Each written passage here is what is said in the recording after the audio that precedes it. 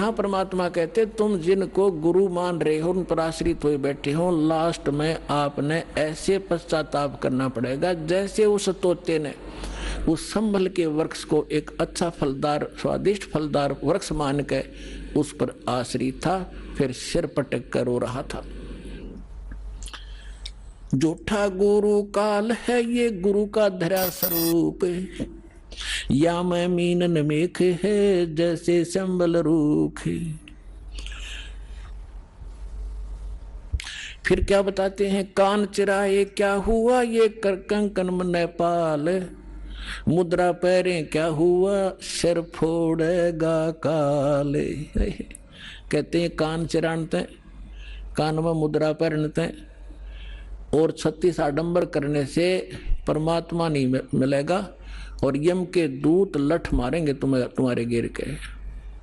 कहते चुंडित मुंडित पकड़ लिए इनसे जम किंकर ना डरता। ये चुंडित कति जटा बड़ा बड़ा को बड़ी बड़ी राखों ऋषि दिखाई दे, और कति गोटम गोट करा रखा साधुपना दिखाने के लिए। कहते इन यम के दूत ना डरते इन बकवादों से, वो तो सत मंत्र दो सच्चा नाम जिसके पास होगा उससे भयभीत होते। फिर क्या बताते, मौन रहा तो क्या हुआ ये बोले से नो भेवे, मौनी वक्ता एक है ना पर से दिल देवे। अब जैसे एक नकली था, आडंबर करे बिना इनका काम चला नहीं, दुनिया आकर्षित नहीं हो। एक ने कहा कि मौन धारण कर रखा उसने। एक कबीर पंथी घिसा पंथी संत था, और दास को पहले नाम देने का आदेश नहीं था जब तक 1988 से 1994 तक। तो दास इनको संत मान के इनसे परमात्मा ने इनकी तलाशी दिवानी थी मेरे थे, उससे मिलता था, चर्चा होती थी। एक दिन मैं गया तो क्या पता चला कि महाराज जी तो मौन व्रत रखा है 41 दिन का। मैं चलो भाई ठीक है, मैं बैठ गया तो वो निकला गुफा से बाहर। तो उसने क्या किया, एक स्लेट ले रखी जो बच्चों की होती थी पहले, स्लेट पत्थर की, और एक चौक ले रखा, उस पर लिखा कि भगत जी को चाय पिलाओ। स्लेट पे लिख दिया, तो वो चाय ले आए। फिर लिखा कब आए, वो बोला जी अभी आया हूँ। अच्छा, अब उस स्लेट पे लिखे और फिर उनको पानी पिलाओ। अब यहाँ वो परमात्मा कहते हैं कि मौन रहा तो क्या हुआ जो बोले से नो भेव, इशारों से बात कर रहा, मन तो डिस्टर्ब हो लिया। बताओ उस मौन रहने से क्या लाभ हुआ तुझे। और मौनी वक्ता एक है ना पर सैदल देव, परमात्मा के पाने के लिए ये आडंबर केवल बकवाद मात्र है आपकी, इनसे ये भगवान नहीं मिले। और ये भोली आत्मा इन्हीं से प्रसन्न होते हैं, बाबा जी भाई 41 दिन में। और फिर 41वें दिन उसने वो व्रत खोलना था, समागम हो गया, हजारों आदमी इकट्ठे हो गए, लाखों रुपये उसने मिल गए, हो गया उसका काम पूरा। वो भी पार है और चेले भी पार है। दोनों गधे बनेंगे इकट्ठे। कहते सन्यासी 10 नाम है ये शिव का धर है ध्यान, शिव के ऊपर और है ताको कर प्रणाम। ये सन्यासी 10 नामी सन्यासी कहलाते हैं, भगवान शिव को इष्ट मानते। कहते शिव के ऊपर और परम शक्ति है, उसका ध्यान धरो जब तुम्हारा कल्याण होगा। बेखों से भगवान का दूर महल दरबारे, पाखंडी पहुंचे नहीं दे सतगुरु पार उतारे। इन भेखों से बनावटी आडंबरों से परमात्मा का घर बहुत दूर है, और पाखंडी वहां ना जा सकता ना ले जा सकता। सतगुरु दे पार उतार, सतगुरु आपको पार उतारेगा। डंब करें डूंगर चढ़े अंतर झिन्नी झूले, जग जाने बंदगी करें ये बोवे सुलभ भूले। आप देखते होंगे, हमने तो खूब देख रखा है बिटर एक्सपीरियंस है दास का।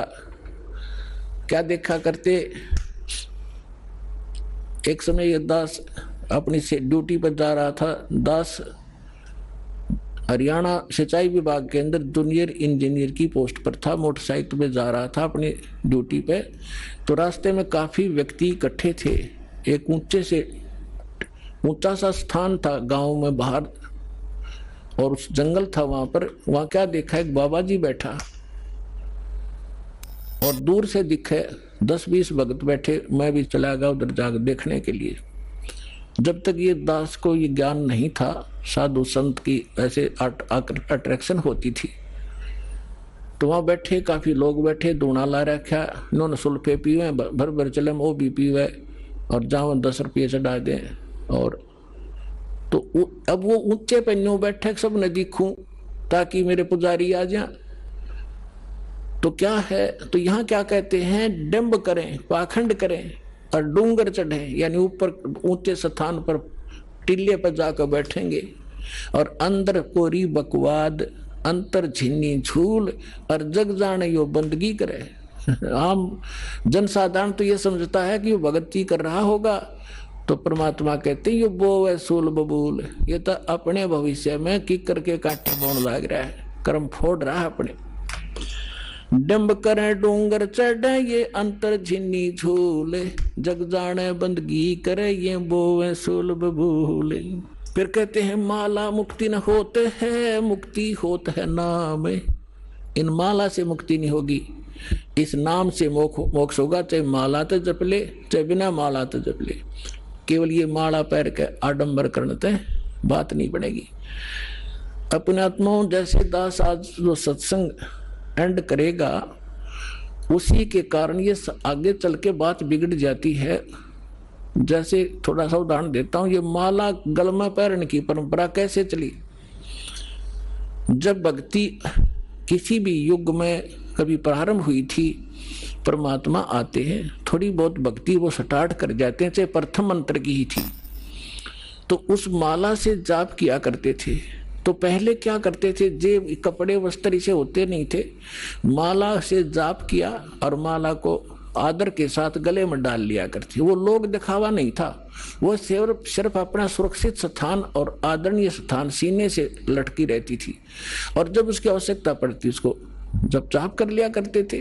तो जिसके गले में माला होती वो जाप करते थे, तो बगैर मर्यादा के उन मंत्र करने वालों से अगर किसी को दुआ निकल गई वह सफल होगी।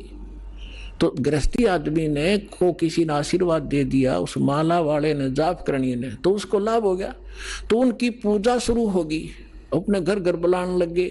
जब यह थोड़ी सी भक्ति डाउन होने लगती है, तो फिर ये पहचान मान ली कि जो गल में माला डाल रहा है ये भगत है और इसकी पूजा सेवा करने से बहुत लाभ हो जाए।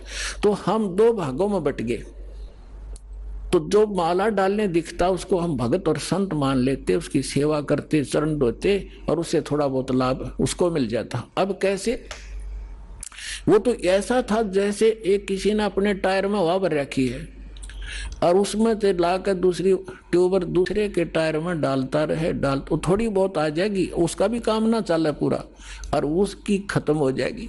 तो ऐसे बात बिगड़ती चली गई। तो ऐसे हम इन नकलियों को जो गल में माला डाला करते, प्रारंभ में तो ये भगत थे, फिर मर्यादाहीन होने से अपनी संग्रहित कमाई को यहीं डिस्ट्रॉय कर जाया करते थे और दोनों यहीं के यहीं रह जाते थे। तो इस प्रकार ये माला का वो प्रचलन चला था।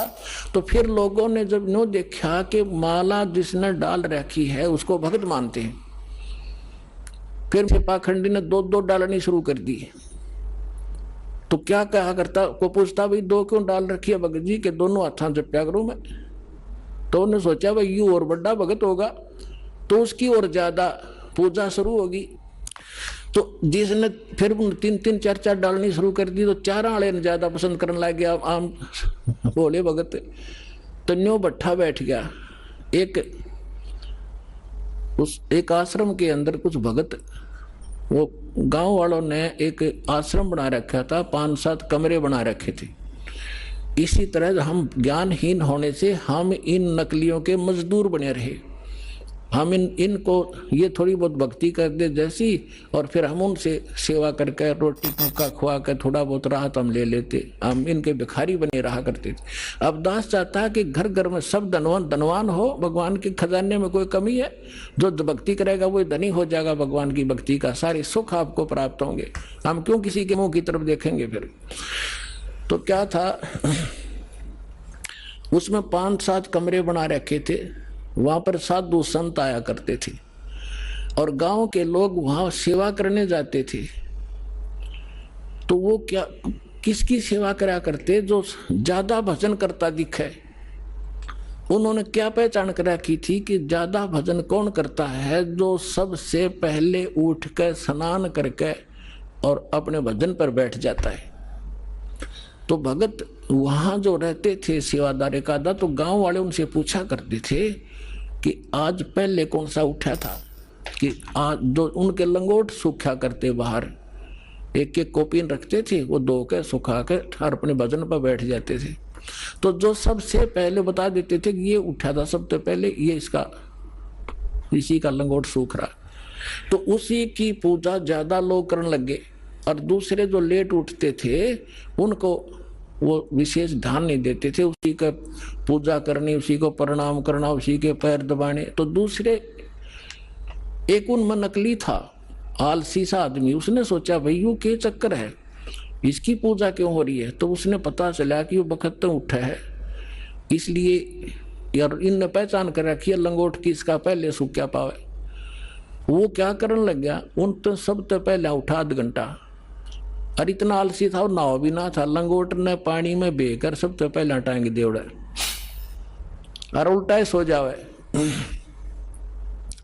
तो वो उन्होंने पूछा भाई ये किसका लंगोट है? कि ये इस महात्मा का है। वो सारे उन सारे ने छोड़ देगा, उस नकली के लाग गए साथ, उस लंगोट की पहचान करके पहले कौन सा उठे रात ने। तो हम न्यो भक्ति का नाश कर लिया। तो यहाँ परमात्मा कहते हैं माला मुक्ति न होते है, ये मुक्ति होते है नाम। एक अक्षर बाहरा, ये उजड़ भला नगाम। कहते माला मुग्ध गंवारे को, गल में पैरा काठ, दगड़े दो जग के चल्या, लखी न सतगुरु बाटे। माला मुग्ध, इस मूर्ख ने ये गल में काठ पैर रखा, इतना मोटे मोटे मणिये, और दोजक दगड़े दोजक के चला, नरक के रास्ते को पकड़ रखा है। लखी ना सतगुरु बाट, यानी सतगुरु के मार्ग का इसको पता नहीं चला। मुंड मुंडावे मूर्खा, ये कर है घोट में घोटे, बार भेख बनावे ही अंदर गिन अनगिन खोटे। ये मुंड मुंडावे मूर्खा, यानी उस तरह फिरा लेते हैं, कचकोला कोरा कटवा लेते हैं, और कर मुंड मुंडावे मूर्खा, और कर हैं घोट में घोट, और बाहर भेख दिखावे ही, बाहर तजनो दिखे बड़ा महात्मा होगा, अंदर अनगिन खोट। केले की कोपीन है ये फूल पान पल खाही, नर का मुख नहीं देखते जो बस्ती निकट ना जाई। एक समय इस दास को ये ज्ञान प्राप्त हुआ, तो हम अपने ऑफिस में बैठ कर फिर तो हमारे पास एक यही चर्चा हो जाती है, जो भी जिसने हमारी बात सुनावे थी उसको चर्चा शुरू कर देते थे। तो उनमें से कहने लगा कि नहीं आपने संत तो देखे नहीं है। मैंने बताया मेरा ऐसे ऐसे गुरुजी हैं, उनसे मैंने दीक्षा ली है। तो वो एक कहने लगा आपने संत तो देखे ही नहीं है। दूसरा मेरा साथी कह रहा था हम कैसे होते हैं भाई, कि मैं एक बार ऋषिकेश गया हुआ था हरिद्वार से आगे, और वहां एक आगे जंगल है 1 किलोमीटर आगे चल के साइड में, और वहां एक महात्मा रहता है, और वो केवल एक लंगोट बांधता है केले के पत्तों की, जंगल में रहता है, और जंगल में इतना गहरा चला जाता है आदमी के तो दर्शन भी नहीं करता वो, और जय उसके दर्शन हो जाए तो बेड़ा पार हो जाता है।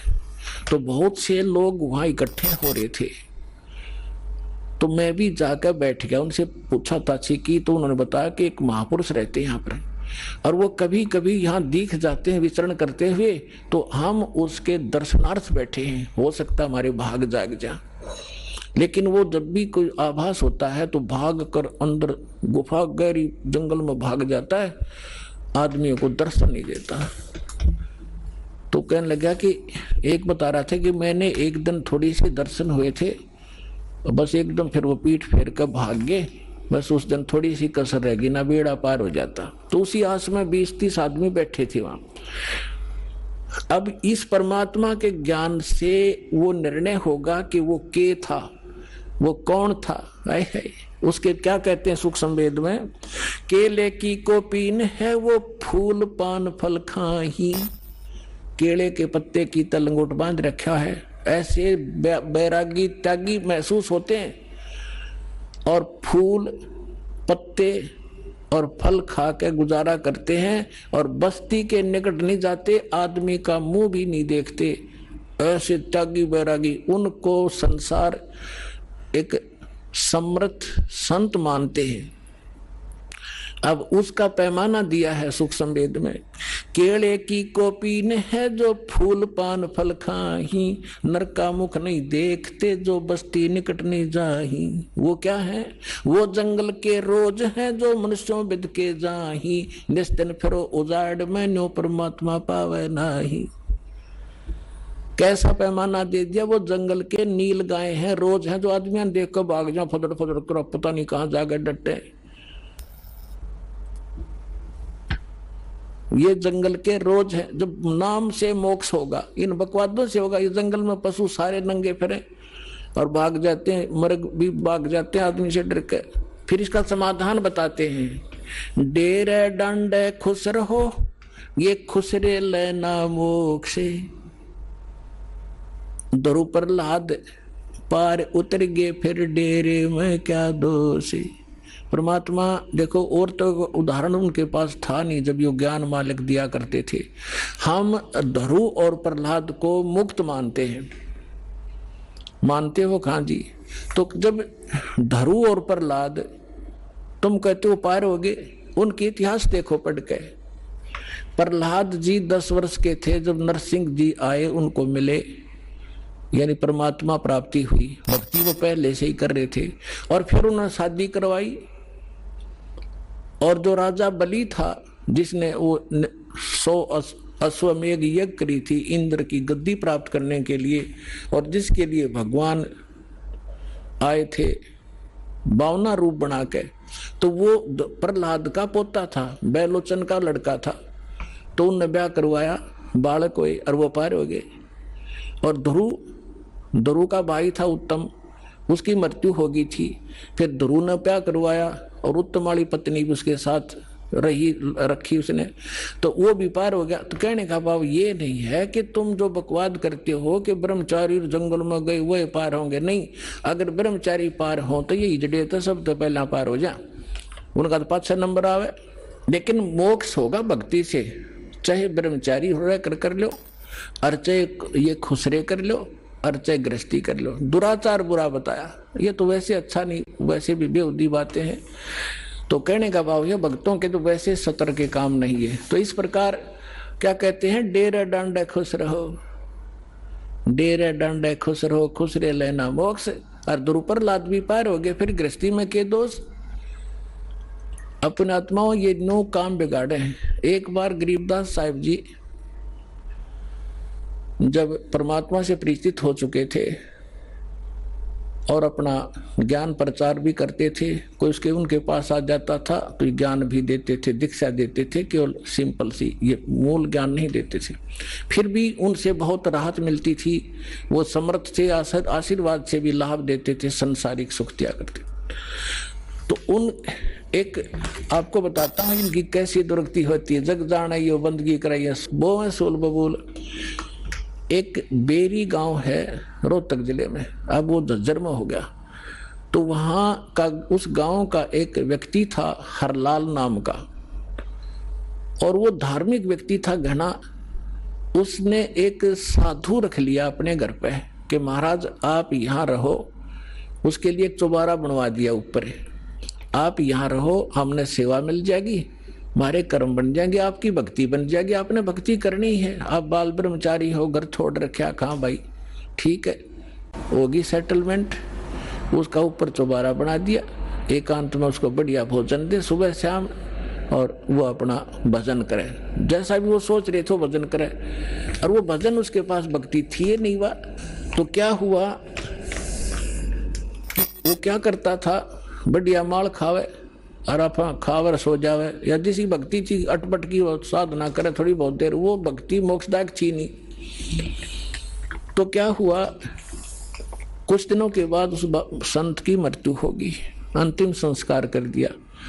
तो पहले क्या करते थे कि गांव के जो किसान लोग थे बैलगाड़ी रखा करते थे, और ट्रांसपोर्ट का जो काम होता था आजकल ट्रकों से होता है, पहले बैलगाड़ियों से करा करते थे।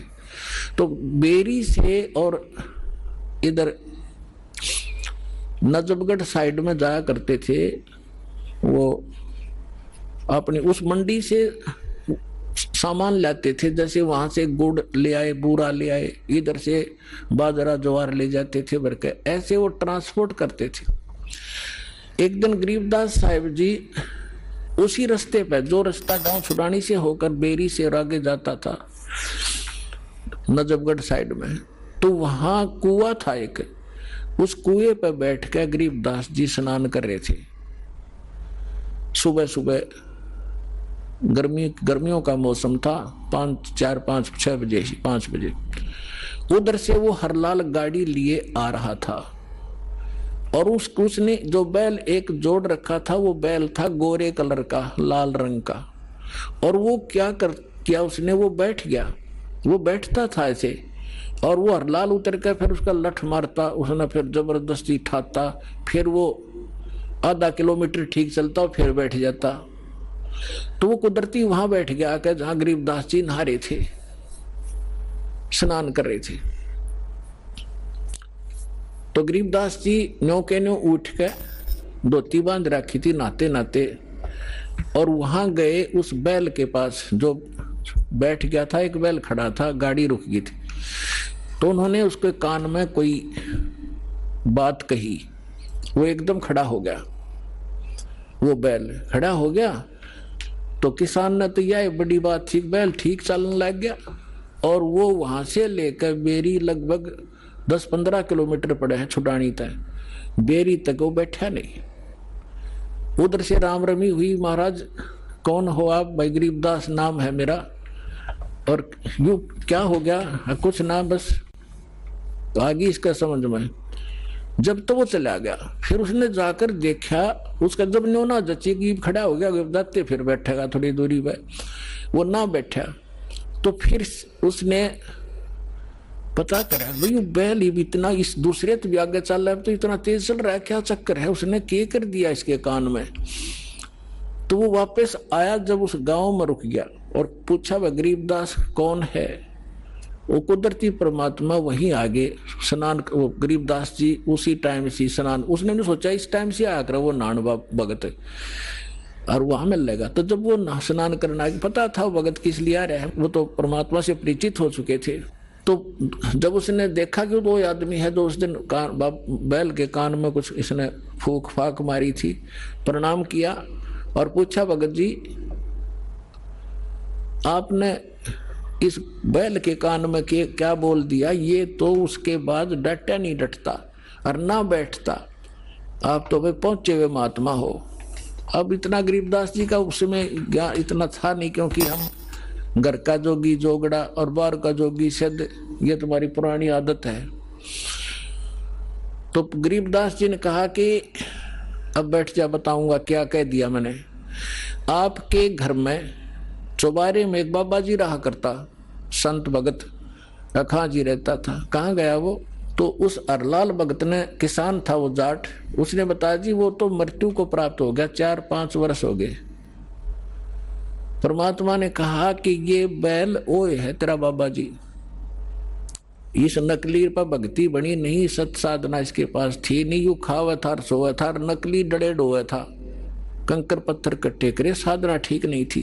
ये वही बाबा जी है, वो भगत जो घर छोड़ कर चला गया था, ब्रह्मचारी भी था, बैल बनकर गाड़ी खींच रहा है, क्योंकि तेरा खा रखा था इसने, पूरा करना पड़ेगा वापस।